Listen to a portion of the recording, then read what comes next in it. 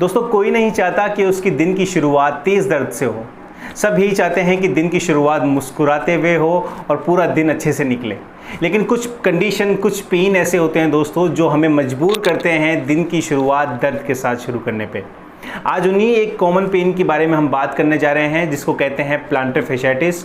इस कंडीशन के अंदर पेशेंट जब सुबह उठता है और अपना पहला कदम ज़मीन पे रखता है तो उसको तेज़ करंट जैसा पेन उसको अपनी हील बोन पे महसूस होता है और ये पेन इतना तेज़ होता है कि पेशेंट को फिर वापस सोचने पे मजबूर होना पड़ता है कि वो अगला कदम चले या ना चले।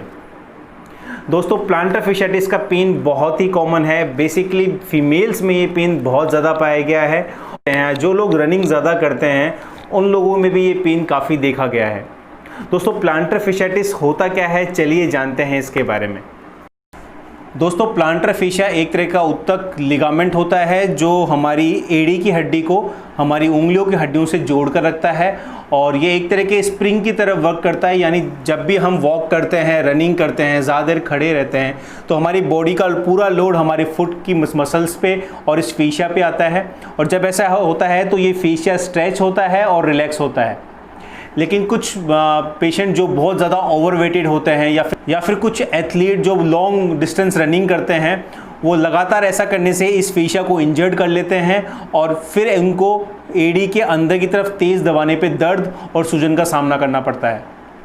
बेसिकली इस फेशिया की इंजरी के कारण ही प्लांटर फैशियाटिस डेवलप होता है जिससे पेशेंट को सुबह बहुत ज़्यादा तेज़ पेन होता है। प्लांटर फैशियाटिस का पेन बेसिकली चलने पे इतना ज़्यादा महसूस नहीं होता। ये तब ज़्यादा महसूस होता है कि जब आप या तो रेस्ट पे हो या किसी चेयर पे बैठे हों और फिर आप जैसे सडन उठेंगे तब आपको तेज़ ऐसा पेन फील होगा। तो दोस्तों, आज हम आपको बताने वाले हैं कि आप प्लांटर फैशियाटिस हील पेन के लिए घर पे क्या इलाज कर सकते हैं या घर पे किस तरह की एक्सरसाइज आप कर सकते हैं जिससे आपको इस दर्द से काफ़ी आराम मिले।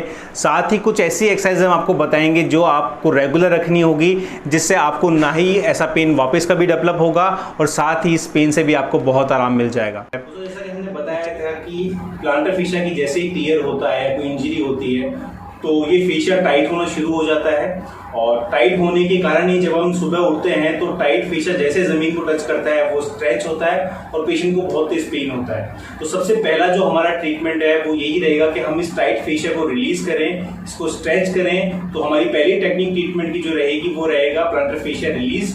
उसको करने के लिए आपको अपने पैर की सारे फिंगर को नीचे की तरफ दबाना होगा। जैसे आप इसको नीचे की तरफ दबाएंगे तो आपका जो फेशिया है वो बिल्कुल पंप अप होकर ऊपर की तरफ आपको दिख जाएगा। आप इजीली इसको टच करके महसूस कर सकते हैं। ये बिल्कुल बैंड जैसा आपको फील होगा अपने पंजों के पास में। अब आपको कोई भी लुब्रिकेशन आप यूज कर सकते हैं। लुब्रिकेशन लगाकर आपको नीचे से ऊपर की तरफ अंगूठे को दबाते हुए इस फेशिया को रिलीज करना है। जैसा कि आप देख सकते हैं ये पूरा बैंड यहाँ से पूरा एंड तक आपको जाता हुआ महसूस होगा, ये दिखेगा और आपको इसी को ऊपर से दबाते हुए आगे तक लेके जाना है। ध्यान रखिए, जितना आप अच्छे से इसको फोर्सफुली दबाएंगे उतना ही अच्छा फेशिया बाहर की तरफ आपको नजर आएगा और आप इजीली उसको दबाकर रिलीज कर पाएंगे। तो पहले ही हमारा जो ट्रीटमेंट है वो है फेशिया रिलीज ट्रीटमेंट और इस फेशिया को हम इस तरीके से अंगूठे से दबाते हुए रिलीज करेंगे। बेसिकली हम लोग क्लिनिक पे हमारे पास में टूल्स होते हैं, स्पेशली आइस्टिंग ट्यूब, जिससे हम इसको धीरे धीरे दबाकर रिलीज करते हैं। लेकिन आप एट होम अपने अंगूठे की हेल्प से ही इसको रिलीज कर सकते हैं। आपको दिन में ऐसा 1 से 2 बार करना है। दोस्तों, प्लांटर फैशियाटिस का दूसरा ट्रीटमेंट हम आपको जो आप घर पे कर सकते हैं वो है फेशिया रिलीज बॉल के साथ में। आप इसके लिए टेनिस बॉल यूज़ भी कर सकते हैं क्योंकि उसमें आपकी ग्रिप ज़्यादा अच्छी बनेगी। आपको इस बॉल को जिस पैर में आपको प्लांटर फैशिया हील पेन की दिक्कत है आपको बॉल को उस पैर के नीचे रखना है और पैर को नीचे की तरफ दबाते हुए आपको इसको इस तरह से चलाना है। ऐसा आपको दिन में 2 से 3 बार करना है जब भी आपको पेन महसूस हो।